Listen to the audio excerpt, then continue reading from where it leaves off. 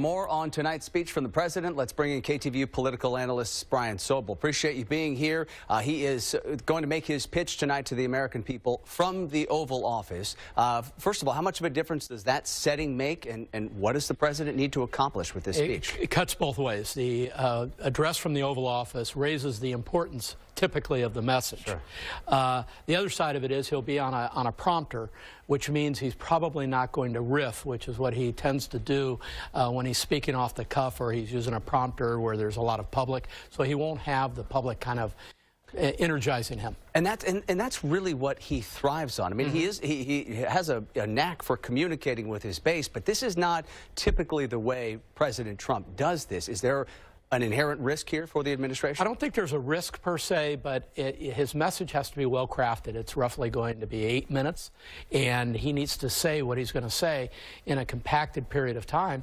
And as we know, the Dems are going to have a response tonight, which is really unusual for this kind of talk from the Oval Office. I can't remember the last time there was a rebuttal to a president speaking from the Oval Office. How do you think the president can make the case that there is, in fact, a crisis at the U.S.-Mexico border? I think if he sticks to the script, he should probably have some statistical data, some anecdotal data, and then he will probably take us to the edge of the declaration of a national emergency and kind of leave it there and wait to see what happens over the next couple of days. Because the reporting out here ahead of this speech is that he does not plan to issue such a declaration.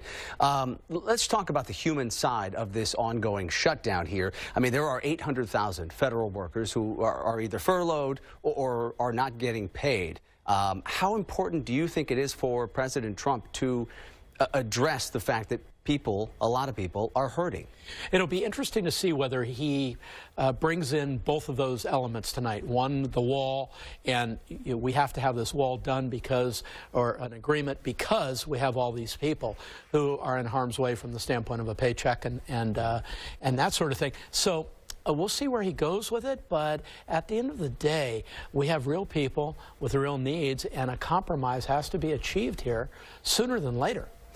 Do you imagine we see somewhat of a pivot tonight with this speech from the president, sort of acknowledging that, listen, what I'm really asking for is not just a physical wall, but it is sort of a comprehensive package of resources to address security along the southern border. Do we see that kind of a pivot in this speech? I think we do, because I think the compromise, I've been talking about it for days, is something that redefines what the wall is and what the objective is.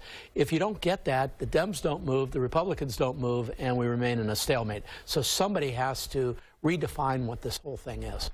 All right, and you talked a little bit about this rebuttal. We will be hearing from Speaker Nancy Pelosi and Senator Chuck Schumer immediately following the president's address from the Oval Office.